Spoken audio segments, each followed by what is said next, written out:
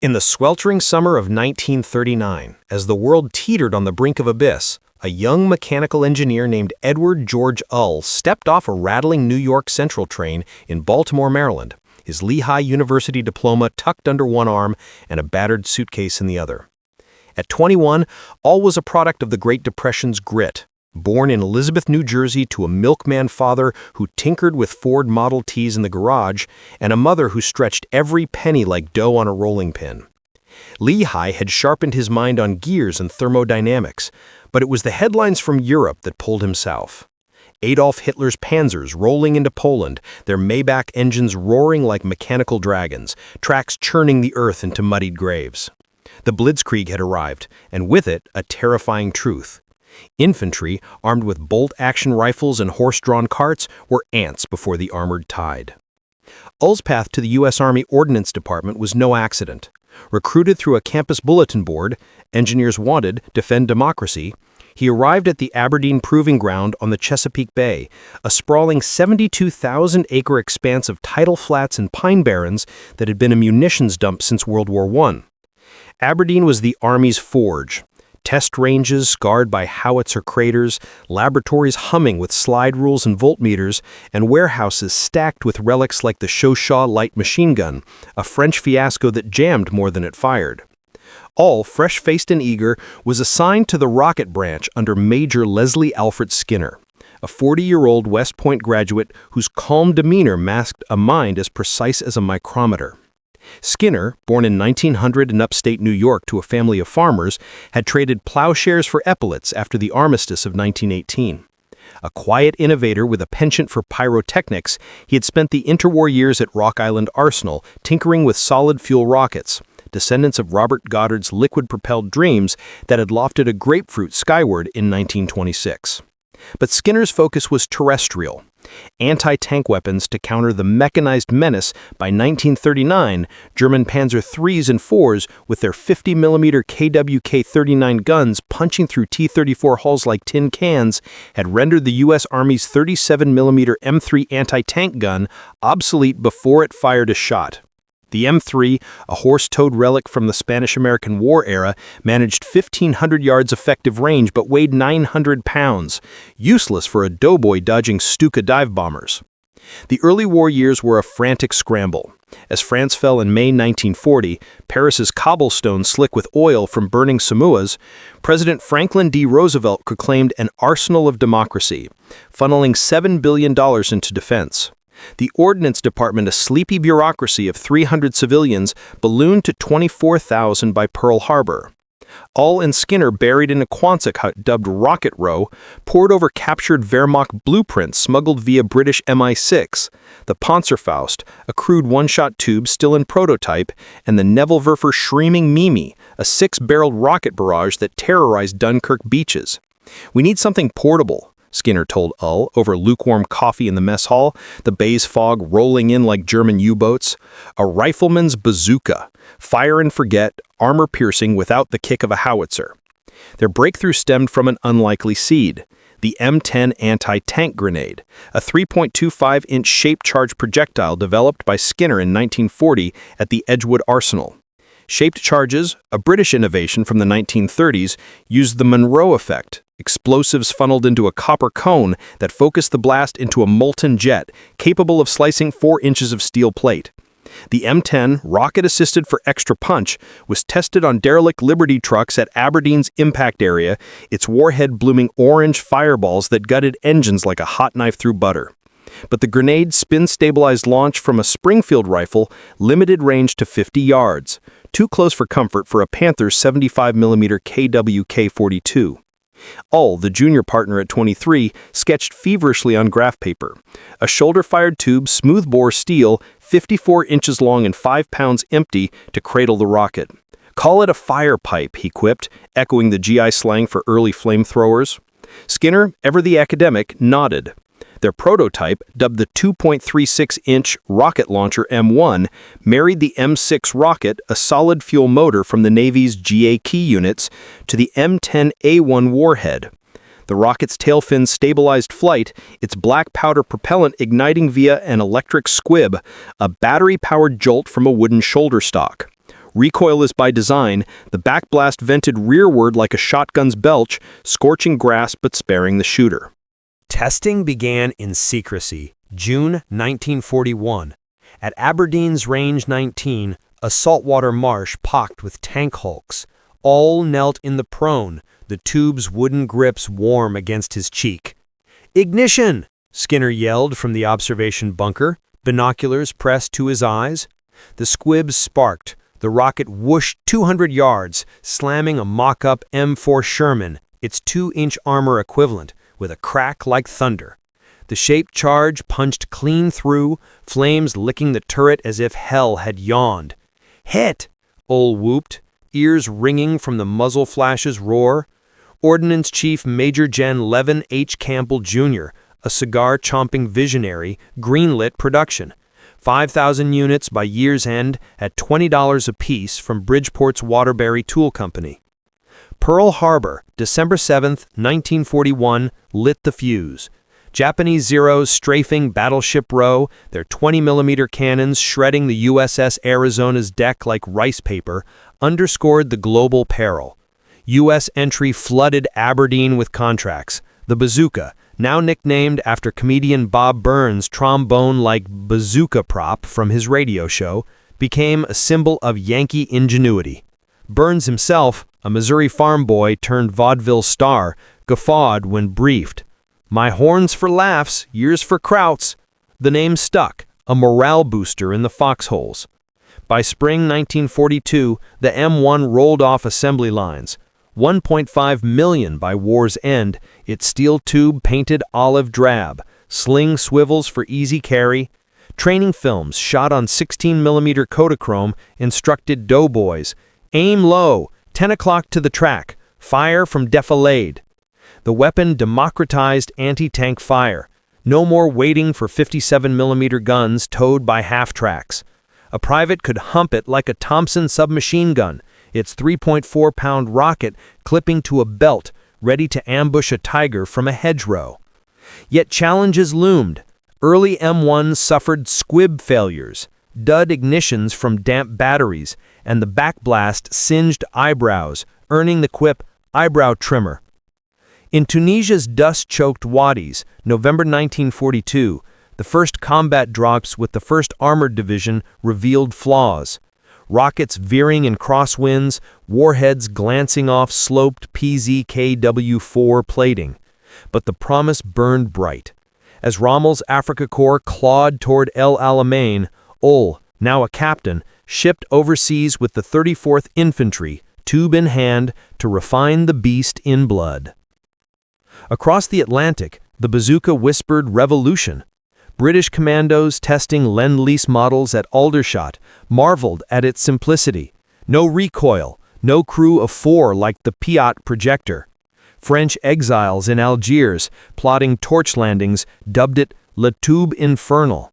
And in Berlin, Abwehr spies reported Yankee fire lances, spurring Heinkel engineers to copycat the Panzerschreck, a shielded clone with a steel bow sight debuting in Anzio's mud by 44. The bazooka's genesis was no eureka moment, but a forge of desperation. Uhl's sketches in a Quonset hut's lamplight, Skinner's equations balancing thrust and trajectory, Campbell's fiat against bureaucratic inertia. By 1942, as panzers prowled the Caucasus, the Firepipe waited in crates, its shaped charge a sickle for steel harvest. War, that great accelerator, had birthed a tool to level the armored gods. The summer of 1941 at Aberdeen Proving Ground was a cauldron of sweat and solder, the Chesapeake's humid breath turning the Rocket Row Quonset into a tin oven where draftsmen wiped brows with oil rags and the air hummed with the whine of lathes from the machine shop. Edward Uhl, promoted to first lieutenant after a whirlwind review by Ordnance Chief Campbell, had transformed his graph-papered dreams into a hulking prototype, the 2.36-inch M1 rocket launcher, a 54-inch steel tube, seamless, drawn from Bethlehem steel billets, coupled to a wooden stock carved from Pennsylvania walnut, its pistol grip wrapped in Bakelite for the sweat-slick palm. The assembly weighed 12.75 pounds loaded, a feather compared to the 1,000-pound 57mm M1 gun that artillerymen cursed as doorstops on wheels. Uhl's innovation lay in simplicity. No breech, no rifling, just a smooth-bore spout for the rocket's tail, vented rearward to bleed the 1,500 FPS muzzle velocity without shattering the shooter's shoulder. Prototyping was iterative agony. The first M1A1 iteration, hand-built in July, featured a flip-up iron sight graduated to 300 yards, optimistic given the rocket's tendency to fishtail like a drunkard's stagger. The M6 rocket, a 19-inch dart with black powder propellant from DuPont's smokeless nitrocellulose, carried the M10A1 warhead, 3.5 ounces of composition A3 explosive in a copper-lined cone backed by an aluminum burster charge. Ignition came from a D-cell battery in the stock, wired to a push-button magneto that sparked the rocket's black powder igniter through a copper bridge wire. Like lighting a fuse with lightning, Uhl explained to Skinner during a late-night calibration, the two men hunched over a workbench littered with scorched fins and dud squibs. The first static test, on August 15, was a baptism by fire, literally.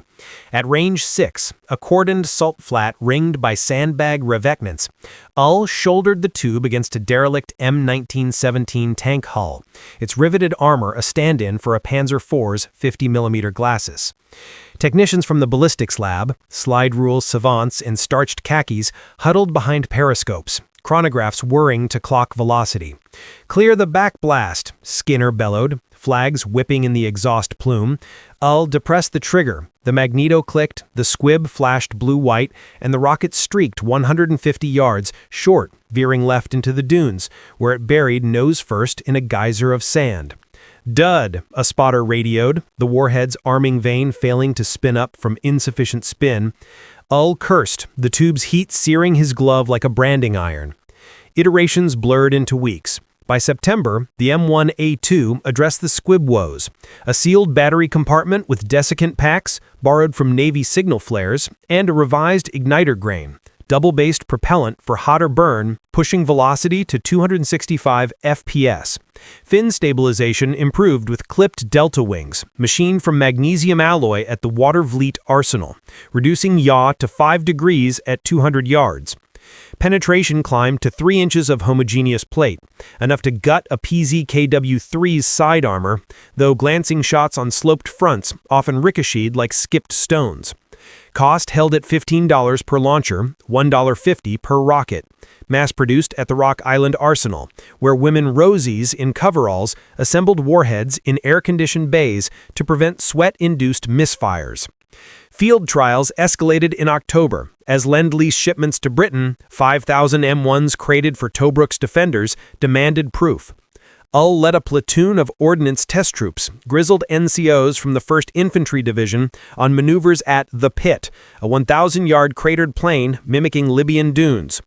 "Load," the range officer barked, privates fumbling the rocket's clip-on fins into the tube's muzzle. Uhl demonstrated from the hip, unorthodox but practical for urban scraps, aiming at a towed M2 half-track surrogate. The back blast scorched a 10-foot cone of marsh grass to ash, singeing a spotter's eyebrows and earning the eternal nickname Broiler. The rocket struck true at 100 yards, the shaped charges jet lancing the track's 1-inch plate, flames belching from the engine bay as if the devil had exhaled. But realism bit hard. Crosswinds off the bay, gusts to 15 knots, deflected shots 20 feet at 200 yards. The rocket's low mass, 1.8 pounds, a curse in gusts. "Like throwing a knuckleball," griped Sergeant Roy Harlan, a Texas oil roughneck whose first shot caromed off a mock tiger silhouette, detonating harmlessly in the backblast zone. Uhl iterated, windscreens of perforated sheet metal clamped to the tube's muzzle, and improved vanes with phosphor bronze for rigidity. By November, accuracy hit 80% at 150 yards, lethal for ambush if the gunner survived the Panzer's 7.92mm MG-34 chatter. Pearl Harbor's shockwave accelerated everything. On December 8th, as smoke still curled from Ford Island's hangars, Ordnance ramped to 50,000 monthly. Factories in Bridgeport and Buffalo, churning tubes from seamless tubing, rolled at Carnegie, Illinois Steel. Training cascaded. Camp Edwards on Cape Cod hosted Bazooka schools for the 1st Armored, instructors yelling "Duck the blast" as recruits scorched their fatigues. Films like The Bazooka, 1942, U.S. Army Signal Corps, played in mess halls. Grainy black and white of Uhl himself, awkward in ODs, firing into a mock-up, the narrator intoning, "This Yankee ingenuity levels the Blitz." The first blood came in North Africa. Operation Torch, November 8, 1942. Uhl, embedded with the 34th Infantry Division's 168th Regiment as a technical advisor, debarked from the USS Samuel Chase off Fedala, Morocco, the Atlantic swell tossing Higgins boats like corks. Vichy French batteries, 75mm ME 1897 field guns, relics from Verdun, barked from the cliffs, their shrapnel peppering the surf like iron rain. But Uhl's focus was the inland push.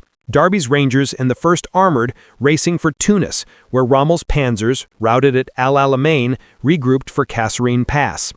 The 34th's baptism was at Sened Station, January 1943, a railhead dust-choked under a Saharan moon. Lieutenant Colonel John D. Blackjack Hamilton's task force, 3,000 GIs in half-tracks and jeeps, ambushed a Kampfgruppe of 20 PZKW-3s from the 21st Panzer, their 50mm KWKs swiveling like cobra heads. Sergeant Mike Russo, a Brooklyn Italian from the 133rd Infantry, was first. Hunkered behind a wadi lip, tube balanced on a rock, he tracked a lead Austrich L at 100 yards. "Fire!" his spotter hissed. The rocket streaked, backblast singeing a camel's hump tethered nearby. Impact! The warhead struck the glacis at 30 degrees, glanced, but the jet scorched the driver's viewport, flames erupting from hatches as the crew bailed, screaming, "Panzer, kaput!" Russo's kill ignited a frenzy. 3 more M1s barked from the wadi, rockets arcing in sodium trails, 2 penetrating sides, gutting tracks and engines, 1 dudding in the sand. The Panzers wheeled, MG-34 stitching the ridge, but the ambush broke the thrust. 5 tanks brewed up, their 100-octane fuel blooming orange fireballs, forcing the Kampfgruppe to retreat under 81mm mortar cover. Casualties? 2 GIs grazed by ricochet, Russo's tube warped from heat. Uhl, patching the launcher with a hacksaw and epoxy from his toolkit, debriefed by flashlight. Angles key, flank shots at 80 yards max. Windscreen saved brows today. Word raced up the chain. General Lloyd Frenendahl, 2nd Corps commander, a martinet whose static defenses would doom Kasserine, wired Algiers. Bazooka turns tide, requests 10,000 rounds. But flaws surfaced in the crucible. At Faid Pass, January 30, a platoon from the 26th Infantry fired 12 rockets at a Panzer IV ALS F2, upgunned with the long 75mm KWK-40. Only 4 hitting. 2 penetrated the rear engine deck, igniting Maybach HL-120s in oily infernos, but the others glanced off frontal armor or fizzled from propellant moisture in the desert dew.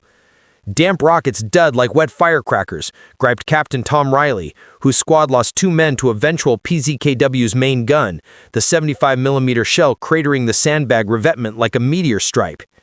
Uhl iterated on the fly, shipping mods via C-47s from Algiers, the M1A3 with shielded sights and moisture-proof igniters, warheads beefed to M6A3 with RDX for 4-inch penetration. By February's Kasserine bloodbath, Rommel's 10th and 21st Panzers mauling Frenendahl's Green Divisions, 6,500 casualties in 3 days. The Bazooka proved savior.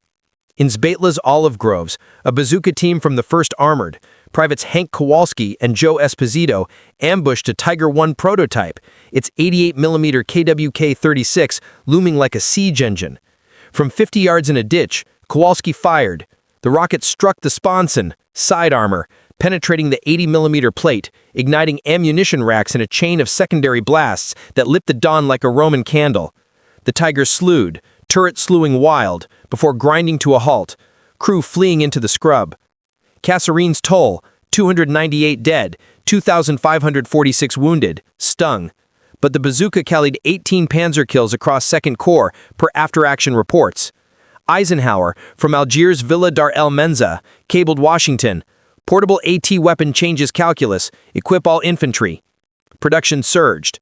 500,000 M1s by 43. Rockets from the Iowa Ordnance plant in Ankeny, where assembly lines hummed 24/7 under blackout curtains. Uhl, decorated with a Bronze Star for Senad, returned stateside in March, but his Firepipe's legend grew. GIs in foxhole scrolling Bazooka Joe on tubes, cartoons in Yank magazine depicting it as a cartoon bazooka blasting Hitler from his bunker. Yet the desert forged rivals. German engineers at Peenemünde, briefed on torch captures, reverse-engineered the M1 into the 8.8-centimeter Raketenwerfer 43 Pupchen, a doll-like shoulder gun with a rifled barrel for spin, but it jammed in sand. The Panzerschreck, RPZ-54, a larger clone with a blast shield cribbed from Uhl's windscreens, debuted in Italy 43, its 88mm warhead punching 7 inches, deadlier but heavier at 20 pounds. Soviet Katyushas, truck-mounted multiples, outgunned in barrage, but lacked the bazooka's infantry intimacy. By mid-1943, as Patton's 7th Army stormed Sicily's Gela beaches, the bazooka was doctrine. FM 2330 manuals mandating 2 per squad, trained in fire and scoot to evade counterfire. Uhl, back at Aberdeen, refined the super bazooka M20, 3.5-inch tube for the RPG-2's ancestor, but the original's flame had lit the path. From wadi to hedgerow, the Firepipe democratized destruction, turning every GI into a tank slayer. War's forge had yielded a sickle for steel, and the harvest was just beginning. The summer of 1943 scorched Sicily like a kiln, the Mediterranean sun baking the island's terraced vineyards and olive groves into a mosaic of cracked earth and shadow. Where the Allies' invasion, Operation Husky, July 9th, unleashed a hornet's nest of Axis fury. Edward Uhl, recalled from stateside refinements to observe the super bazooka trials, stood on the blistering deck of the USS Ancon off Gela as the 45th Infantry Division's landing craft churned toward the yellow beaches. Below, doughboys of the 157th Regiment, Oklahoma farm boys and sweat-swacked herringbone twill clutched their M1s, the 2.36-inch tube slung like a banjo across their packs, its olive-drab paint flaking in the brine. "Keep her dry, lads," barked Harlan Hank Whitaker, a Clemson Roti grad whose southern drawl masked a tactical brain honed at Fort Bunning. "Crowd's got tigers waiting in the hills. Your Firepipe is the equalizer." Husky was the bazooka's Mediterranean proving ground. As the first waves hit at 4:30 hours, German 88mm Flak 36 guns, those screaming eagles of the Afrika Korps, thundered from the Licata cliffs, their dual-purpose shells arcing to crater the surf in geysers of foam and flesh. Italian Bersaglieri and Fiat Anzaldo M1340 tanks, under Colonel Giovanni Messi's 6th Army, probed the flanks with 47mm Breda cannons, but the real threat lurked inland. Camp Gruppe Schmalz, 20 PZKW-4s and Stug 3 assault guns from the Hermann Göring Parachute Panzerdivision, their 75mm Stug 37 low-velocity guns belching high-explosive rounds. That shredded landing nets. Private First Class Tommy Tex Riley, a lanky Texan from the 179th Infantry with a nose for trouble, was among the first to blood the tube. Scrambling up the shingle under MG-42 buzzsaw fire, 1,200 rounds per minute stitching the dunes, Riley's squad hunkered in a cactus-choked gully, the air acrid with cordite and the screams of pinned engineers. A Stug 3 lumbered into view at 200 yards, its boxy casement swiveling, the Saukops blend mantlet spitting HET rounds that vaporized a half-track's 50 caliber nest. "Bazooka up!" Whitaker yelled, Riley shouldering the M1A3, now with the improved blast shield, a perforated cone that funneled exhaust like a megaphone. The tube's wooden stock creaked against his cheek. He aligned the flip sight on the assault gun's track, the rangefinder crude but true. "Loose!" The magneto clicked. The M6A3 rocket, now with a PIBD, point-initiating base-detonating fuse for airburst option, lanced forward in a sodium orange trail, backblast scorching Riley's pack straps, but sparing his hide thanks to the shield. Impact, 120 yards, the warhead kissing the Stug's 30mm side armor at 90 degrees.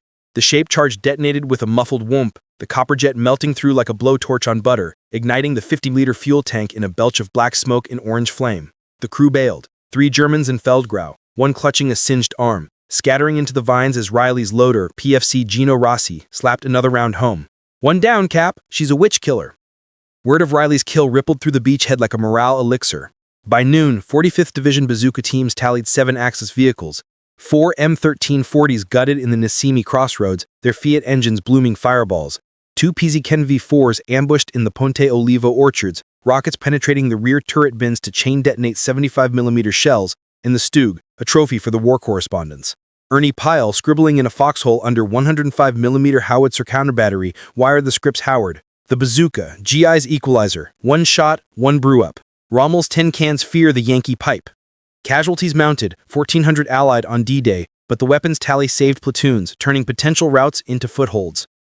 Uhl, embedded with the 1st Armored's Ordnance section, raced inland in a jeep scarred by shrapnel, his toolkit rattling like maracas. At Biscari Airfield, July 14, he debriefed a squad from the 16th Infantry, tubes warped from repeated firings, up to 10 rounds per engagement, exceeding specs, and rockets duding from gelignite sweat in the heat. Stabilizers gummed, a gunner griped, holding a fin warped like a banana. Uhl's fix, silicone grease on the vanes, shipped via Liberty ships for Norfolk, and a muzzle plug for humidity. By Palermo's fall on July 22, Patton's 7th Army racing Mess's remnants to the coast, the Bazooka had claimed 42 vehicles across Sicily, per divisional logs, its backblast a campfire tale around the foxholes. The Italian boot was bloodier baptism. On September 9, 1943, as the 5th Army under Mark Clark waded ashore at Salerno under 88mm barrages from the Gustav Line, the Bazooka faced its anvil, the 16th Panzer Division's Mark IVs, up-armored with 80mm skirts against shaped charges. Private Eddie Brooklyn Kowalski from the 36th Infantry Division's 141st Regiment, a Polish-American butcher's son, learned the lesson hard. Pinned in the Piestrum tobacco fields, his platoon, down to 20 from 40, spotted a PZK V4 Ausfiv H at 250 yards, its interleaved wheels churning the furrows. Flank it, Lieutenant Sam Goldstein ordered. The tube passed from hand to hand through the ditch.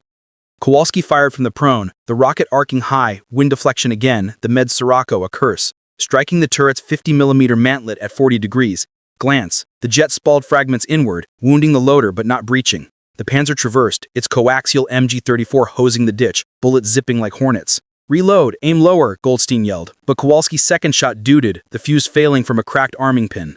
The Panzer brewed a Sherman with its KWK-40, the 75mm AP round coring the M4's 2-inch glacis like an apple, flames engulfing the turret. Kowalski squad vaporized, 5 dead, the tube twisted in the crater. Uhl arrived at dawn, sifting the wreckage with a salvage crew. Dud rocket dissected under a Coleman lantern. The PIBD fuse's setback pin sheared from rough handling. Crew fatigue, he noted in his field log, forwarding mods to Detroit's Kreisky tank arsenal. The M9 Bazooka round with a more robust arming wire, penetrating 5 inches at 60 degrees.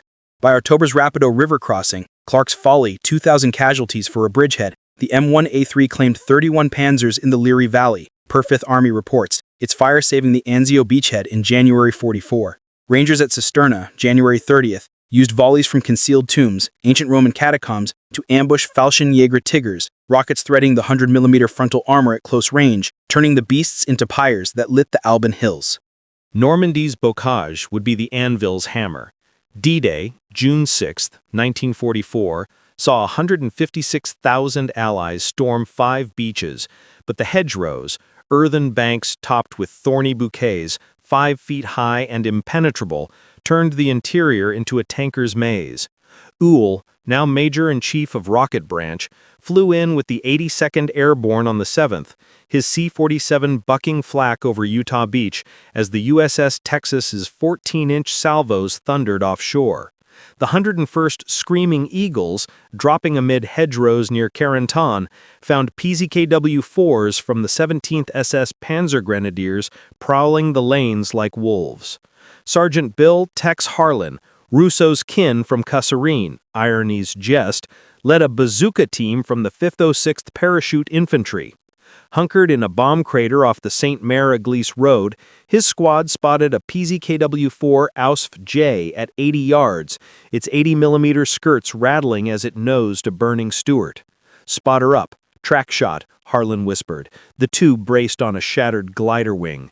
The rocket flew true, but backblast scorching paratrooper jump boots, but shielded by the bocage's lip. Strike. The M6A3 pierced the skirt gap, the jet lancing the fighting compartment, igniting the ammo rack in a chain of blasts that lifted the turret like a cork. "Tiger? Nah, just a kitty," Harlan quipped, the crew's screams cut short by the inferno. Omaha Beach's survivors carried the tale inland. The 29th Infantry Division, bloodied on the shingle, 2,400 casualties, pushed through Vierville with bazookas slung, their fire halting the 352nd Infantry's Panthers at Point du Hoc. By week's end, 1st Army logs credited 47 kills, 28 PZKW-4s, 12 Stug-3s, and 7 Jagdpanzer 4s, the latter's casement design vulnerable to rear shots from the sunken lanes. Flaws persisted, duds from wet propellant, 20% in the rain-soaked Norman summer, but Uhl's M9 improved round, airdropped in June, boosted reliability to 85%, its RDX charge punching 6 inches. The hedgerows amplified the bazooka's guerrilla soul. In the Battle of the Bocage, June 7th to July 24th, infantry squads, 2 bazookamen per rifle platoon, ambushed from defilades, firing from 50 yards to exploit the M4 Sherman's blind spots. At St. Lo, July 1944, the 9th Infantry's 47th Regiment used coordinated volleys, 3 tubes per engagement, to shred a Panzer-Lehr company. 15 vehicles lost, their interleaved Schachtelin tracks bogged in the mud, easy prey for the Firepipe's jet. General Omar Bradley, from his creaky C-47 over the Falaise pocket, wired Eisenhower, "Bazooka breaks the blitz, infantry owns the hedge." Pacific adaptations twisted the tale. In the Solomons, Guadalcanal's Jungle Training Center adapted the M1 for island hopping, shortened stocks for cramped foxholes, tropical-proof seals against humidity. At Tarawa, November 1943, the 2nd Marine Division faced Japanese Type 97 Chiha tanks, riveted 37mm turrets, 25mm armor in the Coral Atoll's meat grinder. Corporal Joe Hawaiian Kamakona, a Honolulu stevedore from the 8th Marines, fired from a pillbox breech. The rocket streaked 60 yards, penetrating the Chiha's side, to brew the 170-horsepower Mitsubishi diesel in acrid smoke. "Banzai Buster," Kamakona yelled. The crew incinerated as Marines stormed the hulk with M1 carbines. But the Pacific's jungle chewed the bazooka. Vines fouling vents, humidity dudding 30% of rounds. Uhl's team, consulting via radio telegraph from Noumea, shipped the M9A1 with phosphorus igniters, waterproof, hotter burn, for the Marianas. At Saipan, June 1944, the 4th Marines used it against camouflaged Type 95 Hago light tanks, the 7-ton rice burners vulnerable to the 3-inch penetration their 57mm guns outranged. Kwajalein Atoll's reef claimed 1,100 Marines, but bazooka teams from the 7th Infantry tallied 22 kills, turning the tide in the lagoon's charnel. By autumn 44, the bazooka's ledger was etched in steel.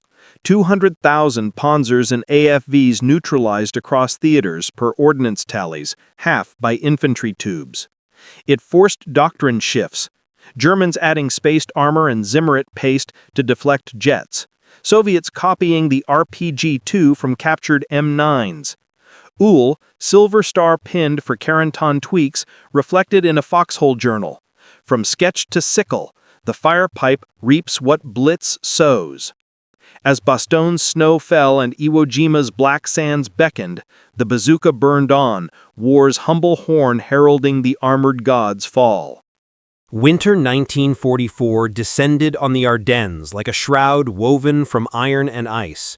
The Eiffel forests of Belgium and Luxembourg transformed into a frozen labyrinth where the wind howled through skeletal pines and the ground crunched underfoot with a treacherous crust of snow that hid anti-tank mines like venomous spiders. Operation Watch on the Rhine, Hitler's desperate counterstroke, launched December 16, unleashed 410,000 Germans from the Siegfried Line, their 1,400 tanks and assault guns, Panthers, Tigers, and Jagdpanthers from the 5th and 6th Panzer Armies thundering west in a bid to split the Allied lines at Bastogne and seize Antwerp's port. The U.S. 1st and 9th Armies, caught flat-footed in the Ghost Front, reeled under the Blitz's resurrection.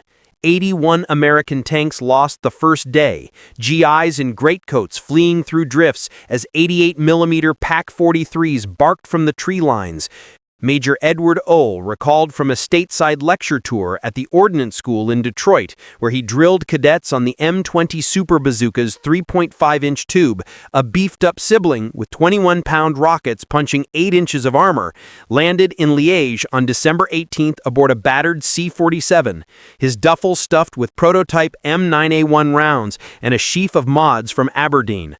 The 101st Airborne, Bazooka to their foxhole scribes, held Bastogne's crossroads in a siege that would etch their valor in granite. Brigadier General Anthony McAuliffe, commanding the encircled paratroopers, had 11,000 rifles but scant anti-tank. The 57mm M1 guns bogged in mud, their 2.5-pound shells pinging off Panther glacis like BBs on boilerplate. Nuts, McAuliffe famously radioed the German surrender demand, but his bazooka teams, 2 per company per FM 7-10 infantry doctrine, were the thin blue line. Private First Class Leroy Slick Jackson, a Harlem barber turned bazooka man from the 502nd Parachute Infantry Regiment, embodied the Firepipe's frontline gospel. Hunkered in a snow-mantled foxhole off the N15 road south of Bastogne, Jackson's squad, 4 screaming eagles in whitewashed helmets, their M1 carbines slung, spotted the lead of Kampfgruppe Pepper's 1st SS Panzer Corps at dusk on the 19th. 30 Panthers and King Tigers from the Leibstandart Adolf Hitler Division, their interleaved Schmalspur tracks grinding the macadam, Maybach engines growling like chained beasts under the bocage's skeletal arches. Pepper, the monocled SS Obersturmbannführer, whose Malmedy massacre 2 days prior had left 84 GIs machine-gunned in a snowfield, pushed for the Meuse, oblivious to the ambush in the drifts. Target, 200 yards, flank the big cat, Sergeant Mike Iron Mike O'Rourke whispered, his breath fogging the air like dragon smoke. Jackson, tube braced on a frozen log, its wooden stock splintered from a prior drop, but taped with 100 miles per hour tape, peered through the L-flip sight, the Panther's 80mm frontal slope, a slanting cliff at 11 o'clock. The cold clawed his fingers, the battery compartment crusted with rime, but the M1A3 shield deflected the wind's bite. Loaded! His loader, PFC Eddie Vasquez from the Bronx, hissed the M9A1 rocket, its 3.9-pound dart with a tungsten carbide liner for harder jets, into the muzzle with numb hands. Fire!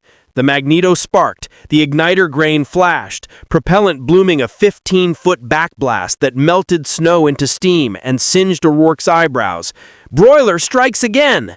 But the rocket flew straight, unyielding to the gale. At 150 yards, it struck the Panther AUFG sponson, the protruding side armor, 40 millimeters vulnerable, the shaped charge's 1,000-degree jet slicing through like a plasma cutter, igniting the fuel tanks and 75mm ammo in a secondary eruption that hurled the turret skyward like a bottle rocket. The crew, 4 SS men in black panzer wraps, bailed aflame, their screams swallowed by the Ardennes wail as Jackson's squad's Garands cracked, dropping 2 in the drifts. The kill chain reaction. Pepper's column halted, reverse gears whining as follow-on Tigers slewed their 88mm KWKs in futile turret traverses, their fields of fire blocked by the burning hulk.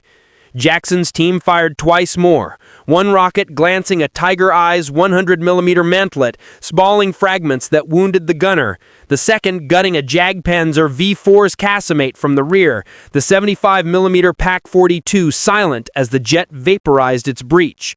By midnight, 5 wrecks littered the road, flames guttering in the snow like funeral pyres, forcing Pepper to detour through Hoflauze, delaying the spearhead by 48 hours and buying Patton's Third Army time to relieve Bastogne on December 26th.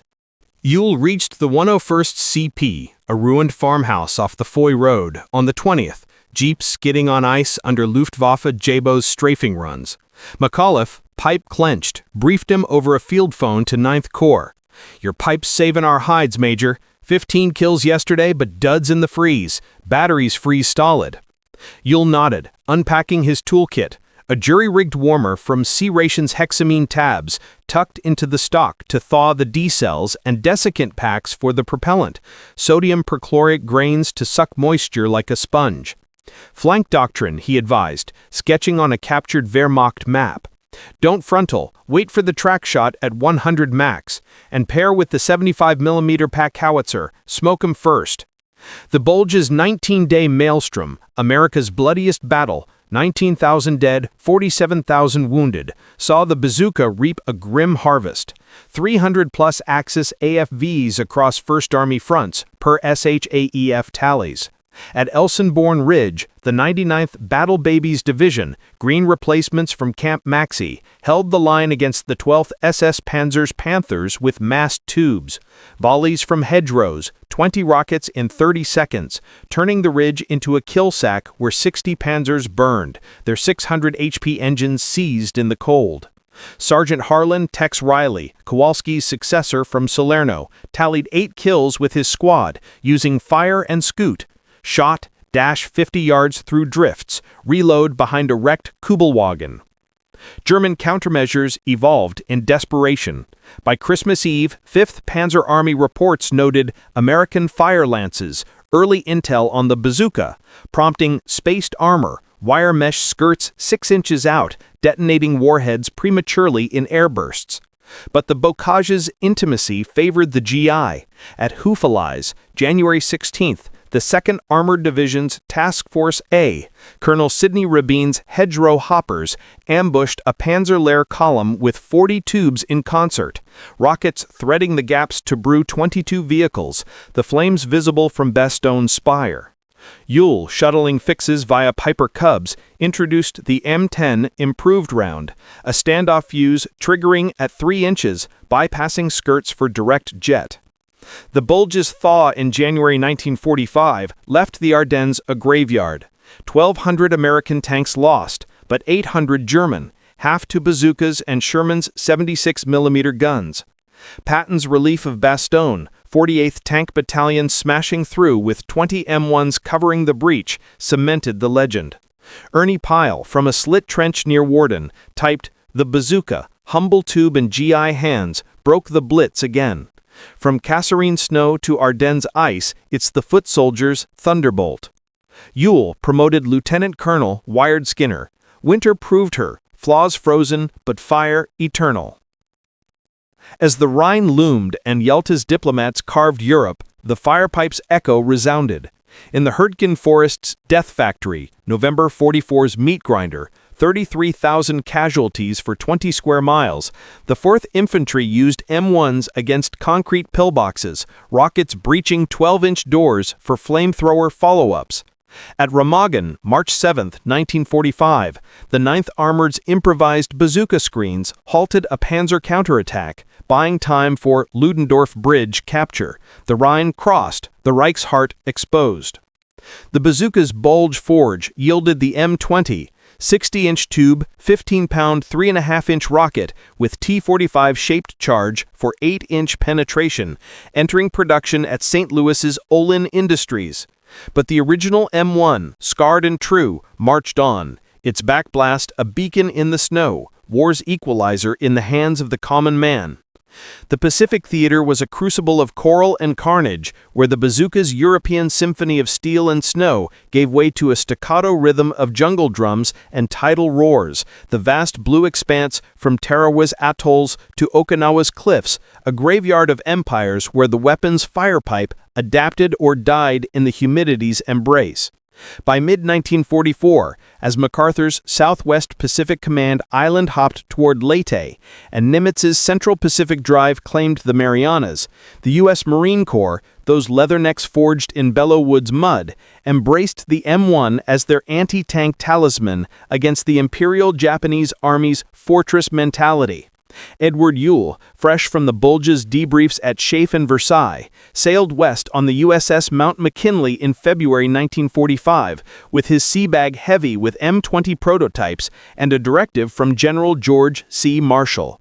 Make the pipes sing in the surf. Japan's bunkers laugh at 37 millimeters. The Solomons had been the proving grounds prelude, Guadalcanal's 8-month slog from August 1942, a baptism, where the 1st Marine Division, under Van de Groof's dogged command, faced the first Japanese tanks, 17 Type 95 Hagos, and Type 97 Chi-Has from the 17th Army, lightweights at 7 to 15 tons with 12 to 25 millimeter armor, and 37 millimeter Type 94 guns that barked like terriers but bit like gnats. At Bloody Ridge, September 1942, the Marines, armed with early M1s shipped via Lend-Lease reroutes, learned the island's lessons the hard way. Lieutenant Joe Ironjaw Ramirez, a San Diego mechanic from the 1st Battalion, 7th Marines, crouched in a kunai grass thicket overlooking the Matanaku River, the tube's wooden stock slick with monsoon dew, its battery compartment fogged like a bathroom mirror. A Hago rattled into view at dusk, its riveted hull camouflaged in palm fronds, the 170 HP diesel purring as it probed the ridgeline for Henderson Field's C-47 strips. "Bazooka up!" Ramirez's platoon leader, Captain Herb Tex Gordon, hissed from the CP radio tent, where spotters vectored fire via walkie-talkies. Ramirez shouldered the M1A1, pre-shield model, its backblast a hazard in the tindered dry grass, aligning the sight on the tanket's 12mm side plate, range 80 yards through the ferns. The magneto sparked, the M6 rocket streaked, tail fins whistling like a kamikaze's dive, but humidity had seeped the propellant, a dud, burying harmlessly in the berm with a thump like a dropped coconut. The Hago's 37mm traversed, barking HE rounds that shredded the kunai into confetti, shrapnel nicking Ramirez's helmet liner. "Reload! Flank it!" Gordon roared. The platoon's BARs, Browning automatic rifles, 20-round 30-06 magazines chattering, laying suppressing fire. Ramirez's loader, PFC Sammy Kid Nakamura, Nisei from California, Irony's recruit, clipped a fresh round, silicone-greased per Uhl's pre-shipment memos. Second shot, true, the warhead kissing the track at 60 degrees, the shaped charge's jet melting through the thin armor to ignite the fuel in a gout of flame that silhouetted the crew's bonsai leap. 2 Japanese in khaki, bayonets fixed on Arisaka rifles, cut down by Garand fire before they closed. Guadalcanal's tally. 12 Japanese AFVs neutralized by bazookas across the campaign, per 1st Marine Division reports. Crude kills, but pivotal in denying the Tokyo Express's counter-thrusts. Flaws abounded. The tube's wood swelled in the wet, warping sights, backblast ignited foliage, earning the moniker Jungle Barbecue. Uhl, consulting via radiograms from Noumea, iterated the M1A3 for tropics, teak stocks for humidity resistance, muzzle caps of oiled canvas, and M6A2 rockets with Picatinny seals against moisture. Shipped on the USS Electra, arriving October 42 to tip Edson's Rat Patrol at Bloody Knoll. Tarawa's November 1943 bloodbath amplified the urgency. Batillo Island, a 3-mile sliver of coral ringed by 500 pillboxes and 100mm Type 3 guns, claimed 1,148 Marines on Red Beach 2 alone. Batillo's Bird's Beak, a grinder of Amtracs and bodies under 7.7mm Arisaka fire. The 2nd Marine Division's 2nd Battalion 8th Marines faced entrenched Type 95s in the Coconut Grove. 7-ton pots with 37mm turrets hold down in revetments of palm logs and concrete. Corporal Hank Beef Kowalski, Tex Riley's Pacific cousin from the 10th Marines Provisional Company, crawled through the shallows, tube waterproofed with rubber bands, the surf lapping his utilities like a grave's tongue. Spotting a Chi-Ha at 100 yards, its 57mm gun traversing slow, manned by IJN sailors in Hachimaki headbands, Kowalski surfaced in a shell crater, tube elevated over the lip. "Fire in the hole!" he yelled to a spotter, the backblast boiling seawater into steam, but harmless in the tide. The rocket flew low, skipping coral spray, striking the tank's 25mm rear at 70 yards, the jet coring the engine bay, igniting the Naikairaku diesel in a belch of sooty flame that silhouetted the crew's desperate hatch scramble. 2 Japanese in khaki, bayonets fitched on Arisaka rifles, cut down by Garand fire before they closed. Tarawa's tally, 3,166 Marine casualties for 4,690 Japanese dead, yielded 18 tank kills, half by bazookas, per Admiral Turner's after action. Uhl's post-battle survey aboard the USS Maryland off Kwajalein pinpointed coral fouling, salt-crusting vents reducing backblast efficiency. Fix?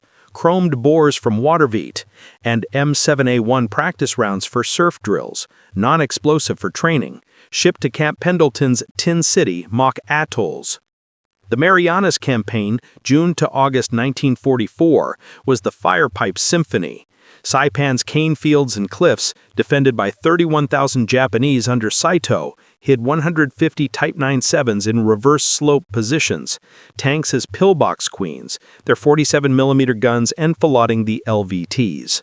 The 2nd Marine Division's 23rd Regiment, landing under H-Hour's naval barrage, USS Tennessee's 14 inches cratering the reef, faced the brunt at Chiran-Kanoa. Sergeant Leroy Slick Vasquez, Jackson's Pacific Echo from the 2nd Battalion, led a fire team through the burning sugar mill, tube slung low to dodge Numbu Type 92 machine gun bursts.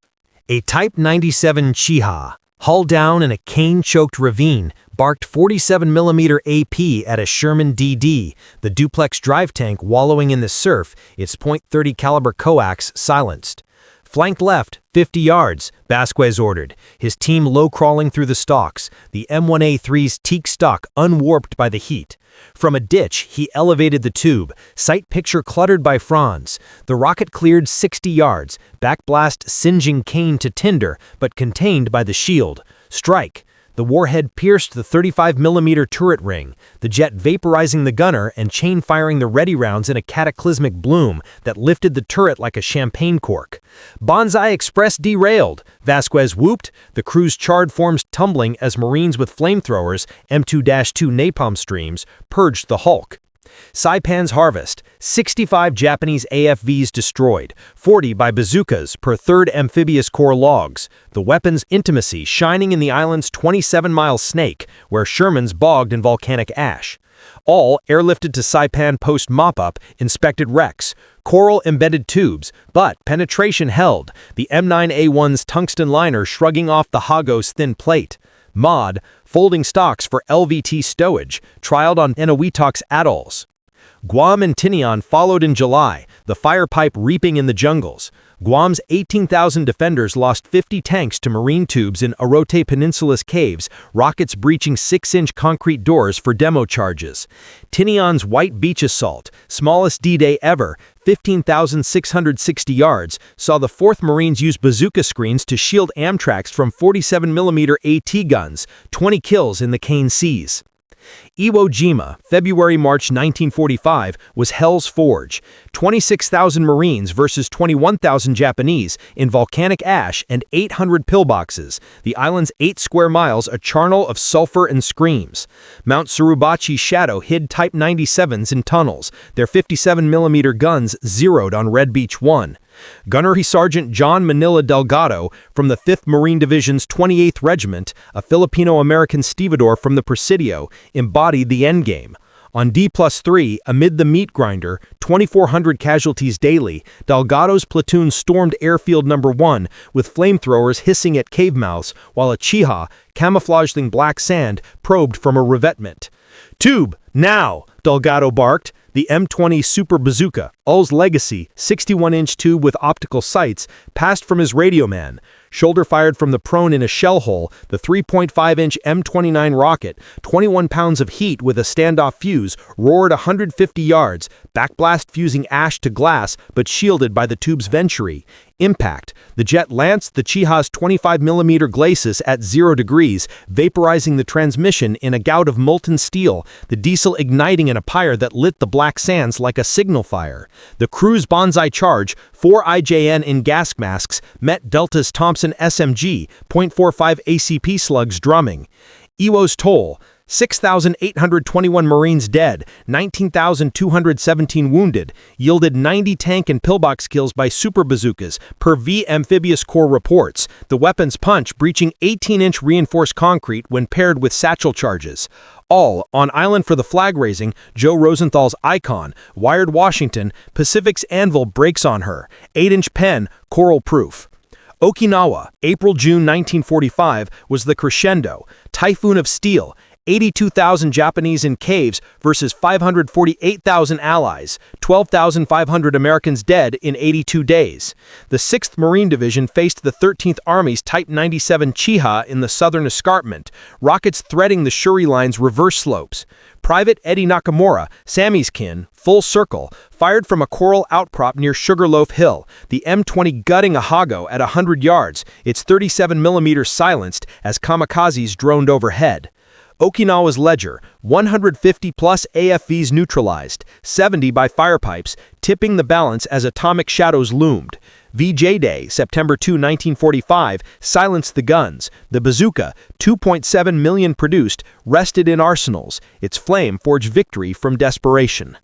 VJ Day, September 2, 1945, dawned over Tokyo Bay like a reluctant sunrise.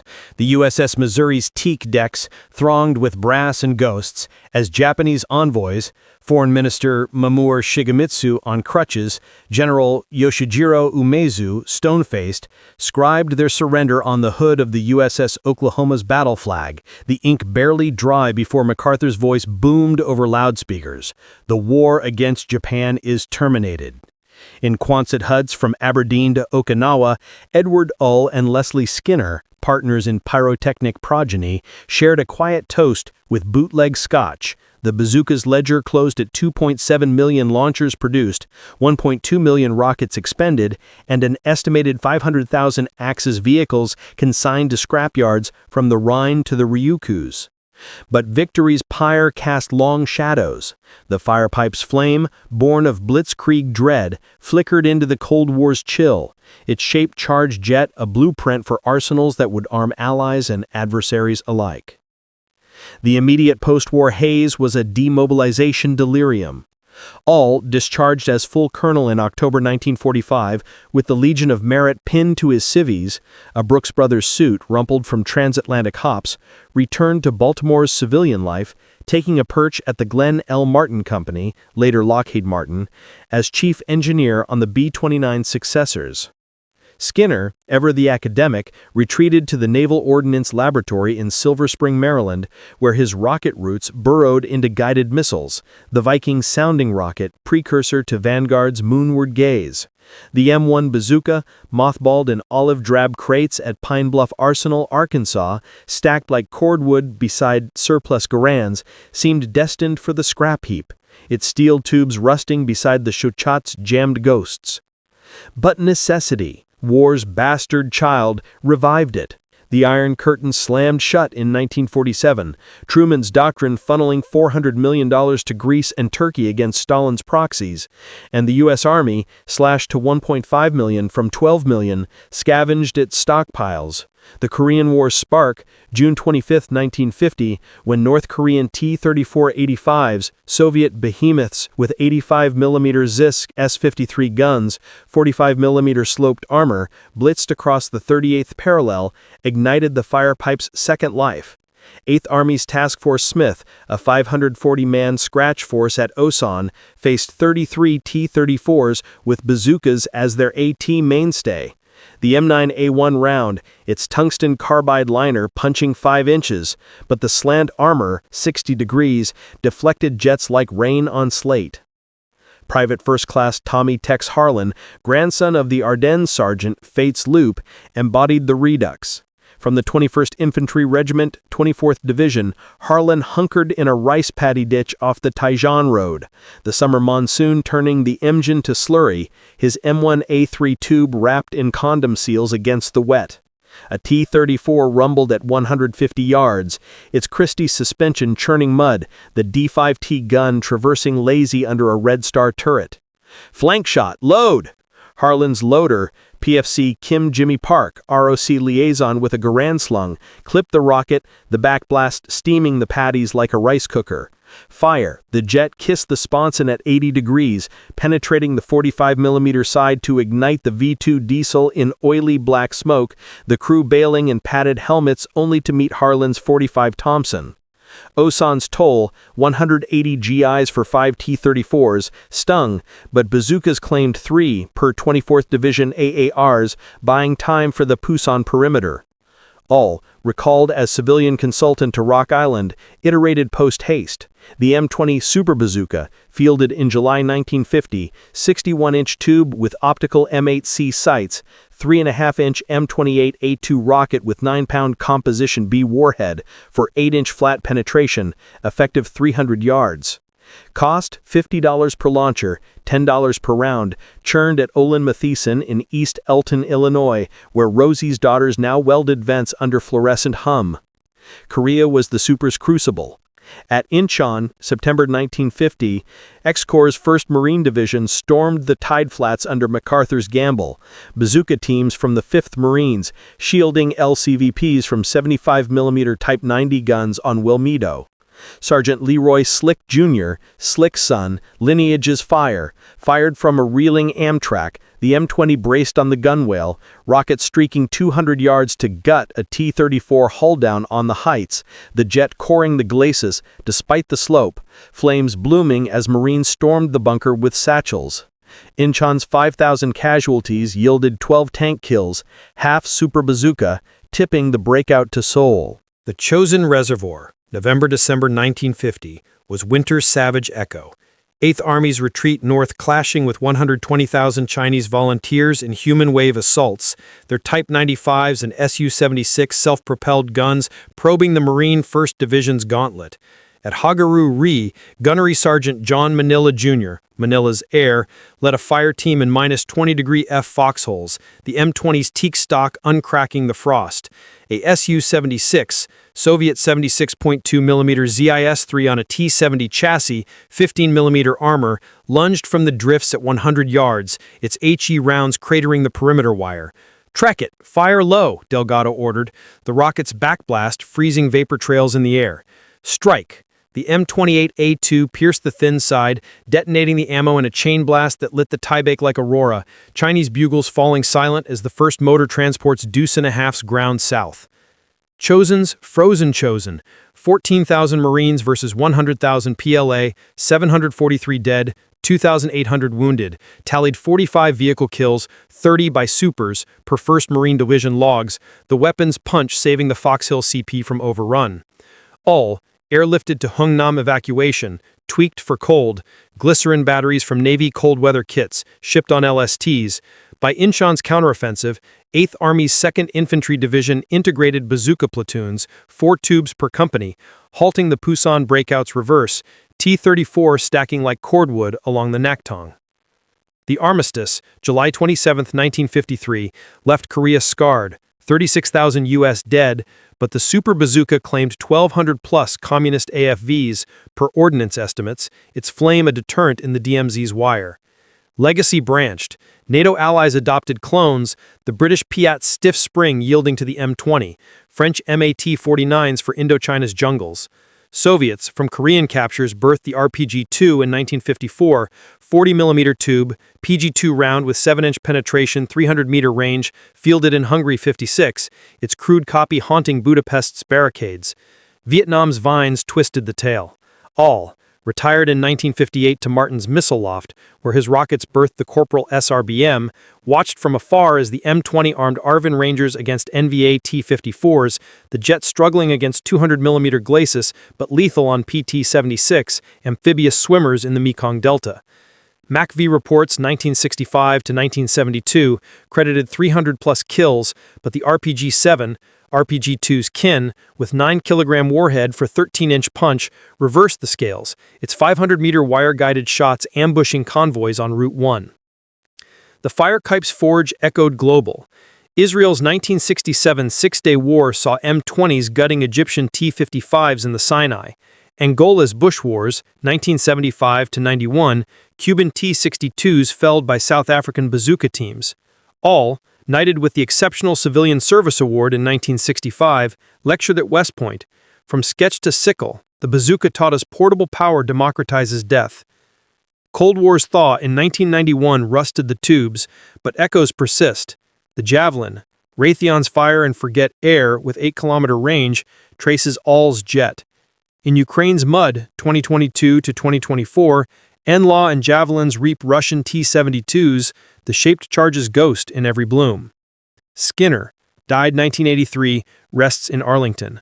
All, 2009, under Maryland Oaks. Their Firepipe, humble horn, ignited victory's chain, war's equalizer enduring. The flame flickers on. From Aberdeen's dunes to Donbass drifts, the bazookas roar a reminder. Ingenuity reaps what tyranny sows.